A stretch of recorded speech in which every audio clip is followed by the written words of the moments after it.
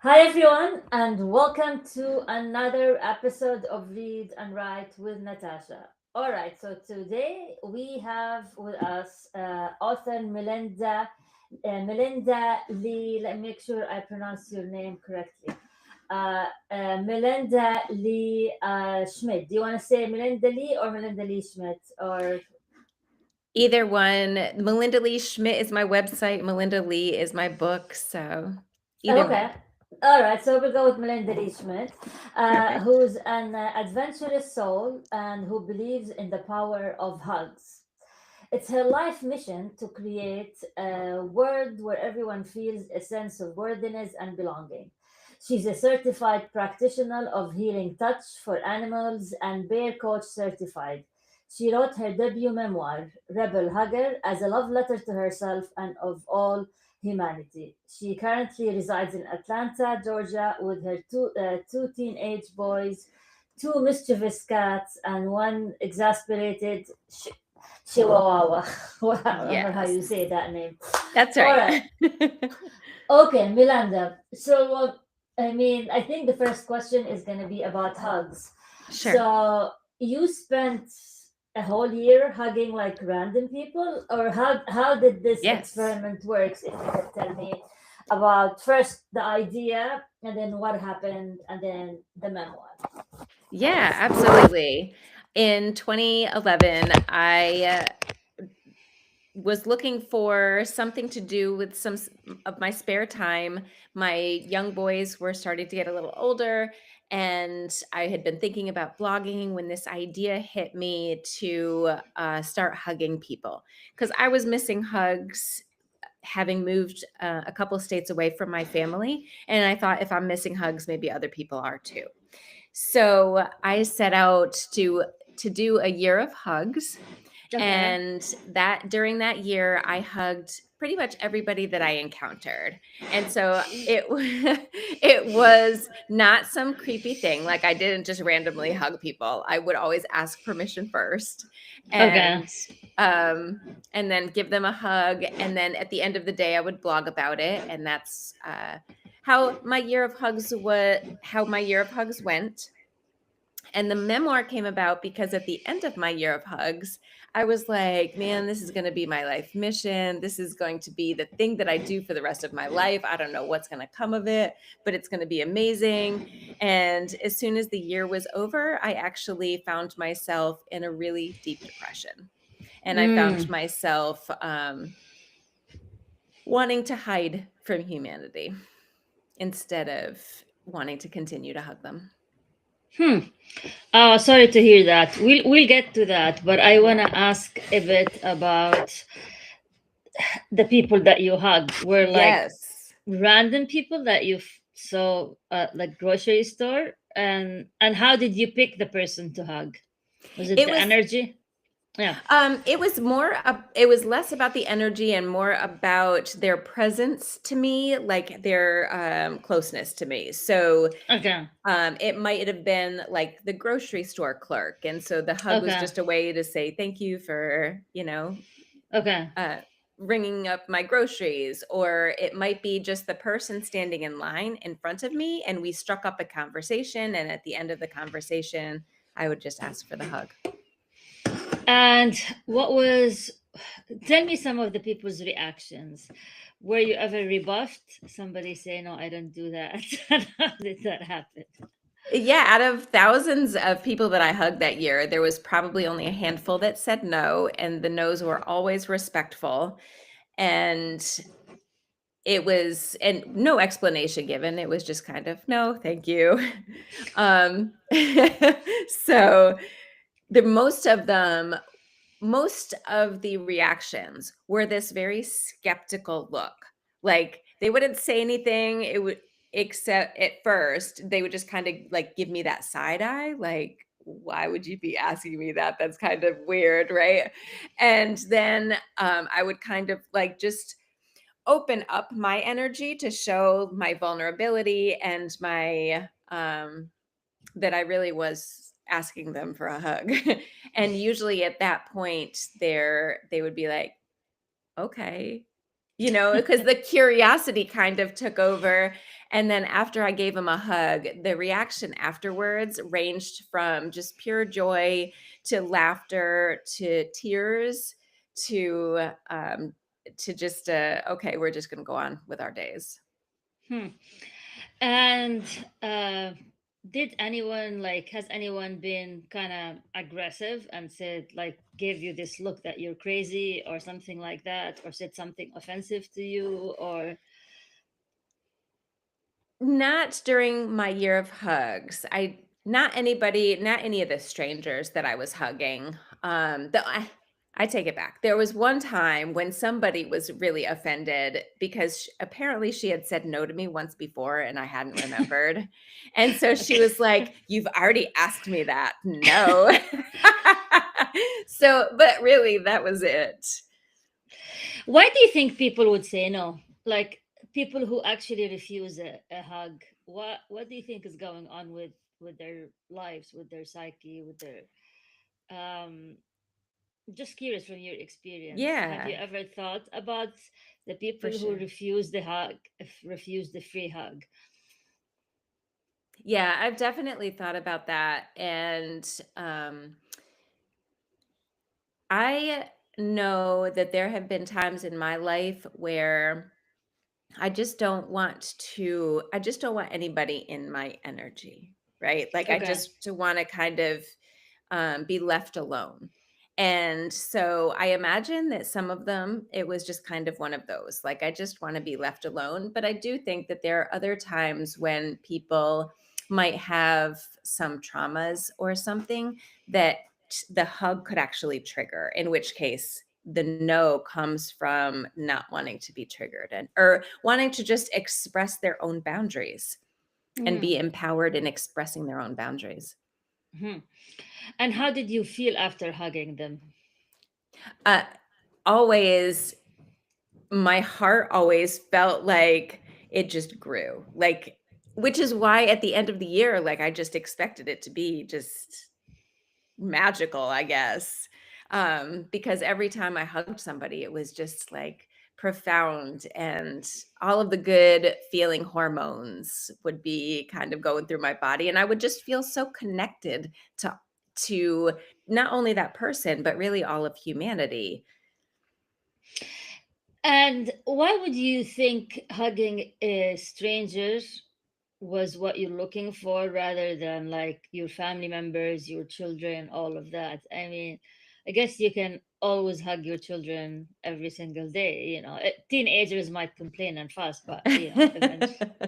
They love But it. yeah, like, why did you seek strangers to get that sort of warmth? So it was really from the perspective of believing in humanity, right? So Mm, we have such disconnect between us, and there's so much tension between mm, humans, especially when we think differently, or we look differently, or we act differently. And okay.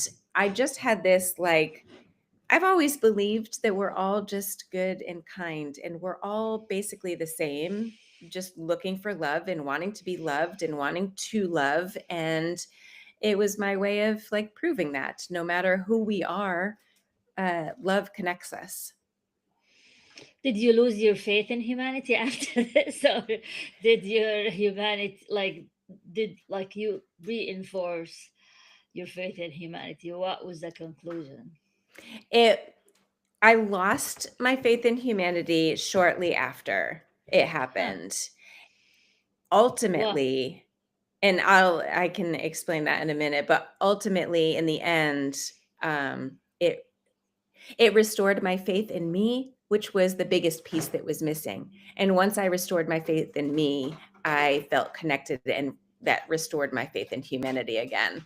But Hmm. after it was over, when I fell into that depression, I began to see all of the awful qualities that humans did. Hmm. Let's talk about this. So, Mhm. why do you think that happened? Is it because you missed the hugs, or why do you think you fell into depression I after a think year of loving? Yeah. I think it was because I was tired. because I was giving love from an empty cup because I Mm, hadn't given that love to myself yet first. And it needed mm, to have been given to myself first. And without having it here, without having it for myself, by the end of the year, I was just completely depleted. I had nothing left to give because I hadn't allowed myself to receive. Like when you don't have the love for yourself, it's really difficult to believe. It was, for me, it was really difficult to believe that I was worthy of that love too. I felt like it was transactional. So as long as I was out there hugging others, then of course I was worthy of love because I'm out there doing this thing for others. So that means that I deserve it in return. Um, but it doesn't quite work that way. It mm, does, but it has to come from here first. Like I had to find it for myself first. And then once I found it for myself, the act of loving and the act of hugging becomes the an expression from my overflowing cup, and then I mm. don't get depleted at that point. Does that make sense? Yeah, but why do you think you were depleted when you were giving those hugs? Because I was seeking the validation and I was seeking that love during that year. I was seeking Mm. it and I was looking for somebody to validate me, and nobody was doing it because it wasn't their job to do it. It was mine to give to myself. Hmm. So, what is the core theme of your memoir? Like your documented journey. So, what is the conclusion? The core theme is that um, humans are kind and good, and that humanity begins with you. It begins Okay. with love of the self. And from that love of the self, it just blooms and blossoms and grows. Hmm. And I'm hoping you're out of that depression phase. And Yes. if okay, that's good. That's good to hear. And we've all been there. But Yes. if what do you think helped you get out of it? Well, it it was a path of discovering my own worthiness, and that path led me to see that the relationships that I was in at the time, that time in my life, were not very supportive to me. And so the relationships that I was in had a tendency to keep me feeling invalidated and to keep me feeling not worthy. And so I removed myself from some of those relationships. And then I went on another hugging trip. It was a Okay. cross country hugging trip where I spent a Okay. month going around the country, staying with the very people that I was hugging. Half of them were strangers, half of them were people that I knew. And during that time, I set this very intentional um, curiosity to notice how other people were relating to each other, because I had a feeling at that point that other people's relationships were probably healthier than the ones that I was in. And so as I was going across the country and saw how other people related to each other, I saw that how they expressed their own sense of worthiness. And so I learned a lot from other people during that trip. And by the time I returned home, I knew that I needed to get divorced and I knew that I needed to make some changes in my life. And over the course of making those changes, I've become the person that I always knew that I could be, and one that is worthy of love and one that loves herself every day. Hmm. Um, I'm gonna go to your memoir, and the title is "The Rebel Hugger," Yes. and it says a cross-country journey to self-love, one hug at a time. Yeah. So the memoir was after you got out of the year of depression and went into a cross Hungary. So you had 1 year of hugging, Hmm. then got into a year of depression, then you went across country, continuing hugging people, right? Yes, that's Okay. correct. So where did you go?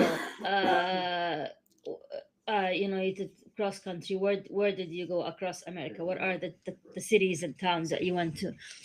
Yeah, so I started in Atlanta, which is where I currently live, and I traveled through Alabama and New Orleans, across Texas. I got to go to Albuquerque during their balloon fiesta, so I got to experience that, which was a bucket list item of mine. I was very excited. I Okay. traveled up California, all the way up into Washington State and across to Vancouver, Oh wow. down through Idaho, and then across Colorado over to Chicago, and then back down through West Virginia, and I ended in Raleigh, North Carolina, which is where my original Year of Hugs had happened. Ah, okay. All right. So I want to talk a bit about the book. Mhm. So the cover design is gorgeous. I might have to Thank say that it you. is. Thank you. And so, how was your publishing journey? Did you Mhm. self-publish, get a publisher, and if you can just walk us through this. Yeah, I self-published, and because it was my first book and the only type of writing that I'd really done up until that point was blogging, which is very different from writing a book, I hired a book coach, and so the book coach helped me through every single iteration of Mm. the book, and then she also helped to edit and do all of the different editing, and she really walked me through the entire process. So it was self-published with the help of Maggie with unwritten nope unsettling books. Hmm. And how did you find your book coach? She was one of the people that I met when I was on the cross country trip. It was very serendipitous. She's like one of the people that you hugged. She is one of the people that I hugged on the trip. When I stayed in New Orleans, or when I was passing through New Orleans, a friend of mine that was there said, "Have you ever met Maggie? If you're thinking about writing a book, you should talk with her." And so she connected me with her. And so we just went out to dinner when I was in Colorado. And so she was at the back of my mind when I finished the trip and started writing the book. And so she was who I used. Hmm. Uh, and so how are you marketing the book now? You know, it's one of the things, the hardest thing for self-published author and even like traditionally published author is marketing. Yeah. You know, I know we're talking on a podcast, Yep. and that's becoming like popular a lot these days where people go on podcast tours. But I'm curious, what have you been doing to market your book? A little bit of not really everything, but a little bit here and a little bit there. So what I've done is I've done at least three book signings. One of which was a book signing with it was kind of a combination of a book signing with a workshop, which was Okay. really cool. That was a really cool event. And then the other two were just book signings. I had my book launch. I have done newsletters. I have a Substack. I've been doing a Hmm. lot of the podcasts. That's been my primary marketing at this point, has been the podcasts, but also just talking about it when I'm with people. Hmm. And I'm curious about Substack because you mentioned Substack, and it's been exploding, and a number of authors are transitioning there. How has your been experience, uh, you know, writing there and promoting your work? I haven't put as much of my energy and attention there. It was more before I published the book. I had been spending a lot more time there, and I loved it then. That was a couple of years ago, maybe 2 years ago. And I loved it then because it reminded me of what blogging was like back in 2010. Right. Yeah. So that was really fun. And I liked the community aspect of it. When I've been on lately, it's felt a little bit more social media rather Mm, than, the blogging style. So yeah. I think I have to just go in and play a little bit more with it. Yeah, yeah. Mhm. So in terms of all these marketing efforts, Mhm. which work the best in terms of ROI? If you do an analysis. Talking to people. Just Mm, making sure that every single time I'm in front of somebody new, they know that I have a book and this was a great book and they should buy it, and and just talking with them about it. That's really been my greatest marketing. hmm. You reminded me of the story. Once I went to a book festival, and there was a shuttle that takes people from one location to the book festival, and I was Yeah. on the shuttle, and I chatted with a random woman. I told him I'm an author. Just she was sitting next to me on the bus. She was like, "Yeah, really? What's your name?" She pulled her phone, got her Yeah. Amazon app, and bought the book Yes. right in front of me. Yes. I Yeah, mean, that's exactly what happens. Yep. yeah, yeah. So you talk to people, they pull out their phone, Yep. the They do it Amazon, right then and and they. there. All right. Yep. So in terms of KDP and figuring out Mhm. all the Amazon stuff, how did you figure out all that and the formatting? And I'm just curious about your journey for anyone who wants to self-publish their book. How did you teach yourself all of that? I didn't. Okay. Um, Maggie from Unsettling Books, I highly recommend her to anybody that is looking for that little bit of help. She walked me through the whole process, and she Mm, basically did the process for me as a part of the package. So I really paid for help. And mm. I knew from my own personal sanity, time, efforts, that that was the right decision for me. So for anybody that has the means to do that, I highly recommend her. Oh, cool. I'm looking at Mhm. her stuff right now. Okay, so all right. What about the cover design? So I feel really proud of that Okay. because she has a designer that she was going to use. I had already mocked up something that was very much the cover that you see now. And her cover designer loved it and just tweaked a couple of things. So that was Hmm. mostly my design. Oh, nice. And when I looked at your website as well, I noticed that you do your own coaching. Yes. And is that based on what you discovered through your journey? And how does the book relate to the coaching?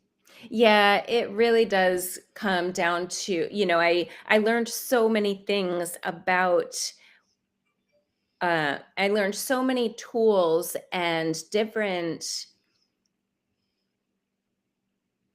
I was filled with so much wisdom in Okay. finding that self-love that I really wanted to impart that on people and also be able to help other people who are struggling with that same journey of not feeling like they fit in or feeling like um, they aren't valued unless it's transactional or um, just not believing in themselves or and I wanted to help especially women to find that it for themselves, mostly because I really believe that women will change the world Hmm. when we And are empowered. Yeah, yeah. And how do you get clients for your coaching business? great question. That is something that is an ever evolving discovery that Yeah. I'm still working on. Yeah. Yeah. I think that's the hardest part, at least Yeah. for me, when you start your own business is client acquisition. And there's some people who are really good at it, Yep. but it takes, I think, a lot of years of figuring out what the Yeah. system works. So Yeah.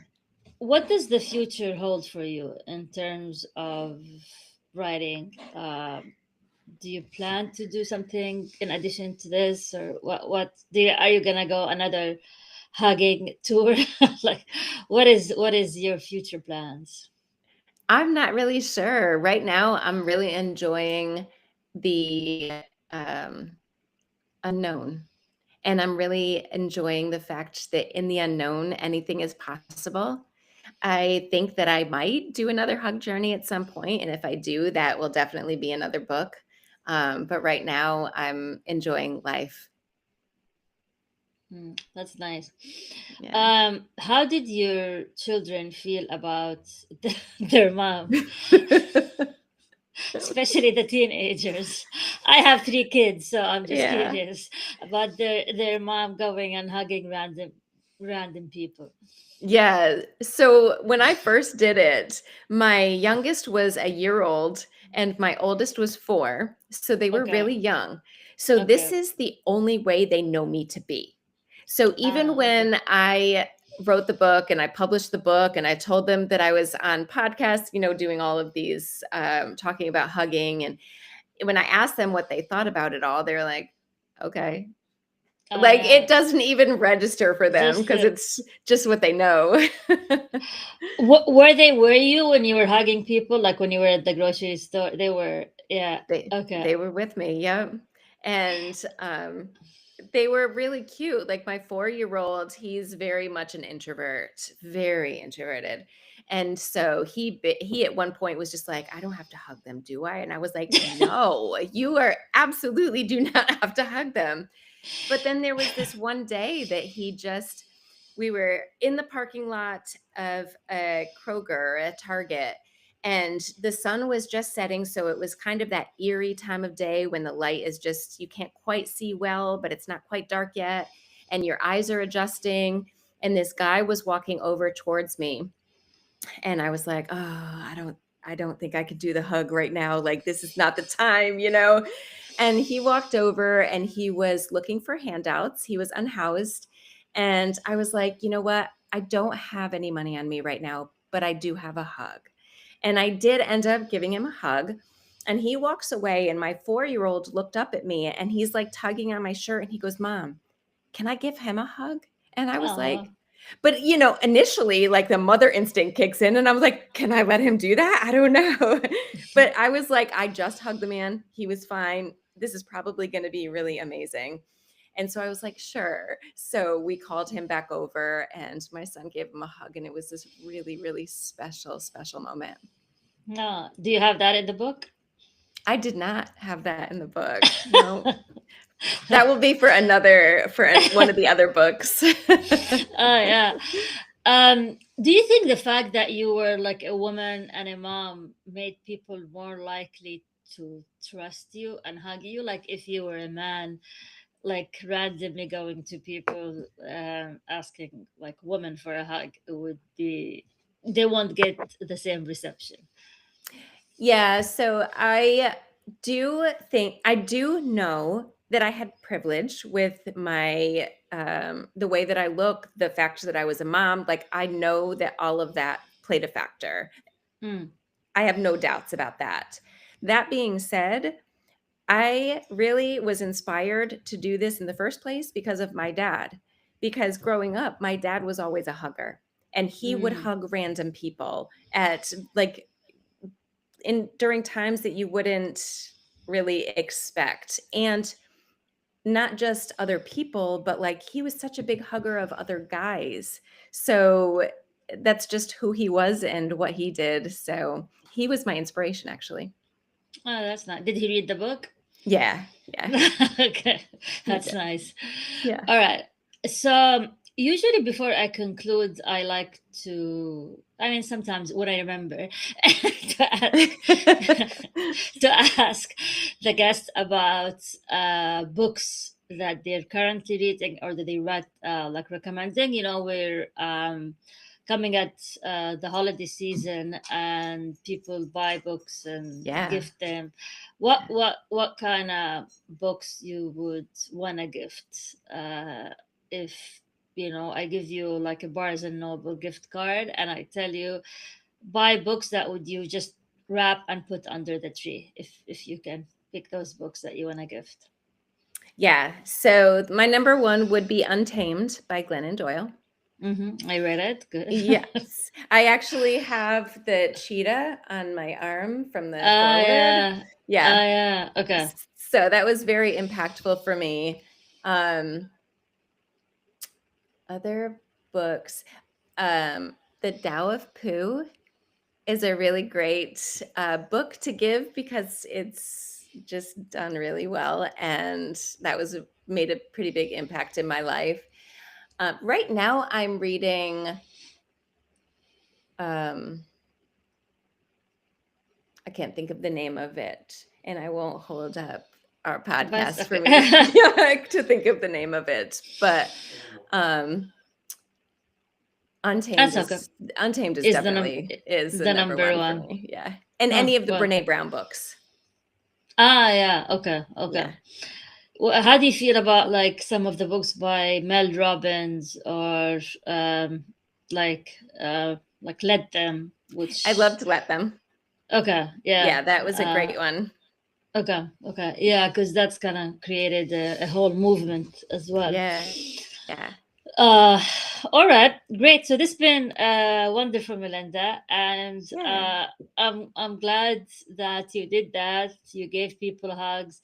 You published you wrote about your experience and published it, and gave us a glimpse of humanity. And Humanity really is good, people. Like okay, we are so much closer than we are like apart. well, that's good to know. Well, so thank you for joining me today. And how can Thank people you. reach you and get your book? What's the best place to reach you? How can they find Yeah. you? You can go to my website, melindaleeschmidt.com. And my book is on Amazon and Barnes and Noble and any of the places online where books can be found. Excellent.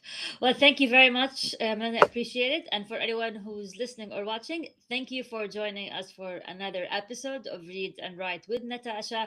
And until we meet again, Thank you so much, Natasha. thank you.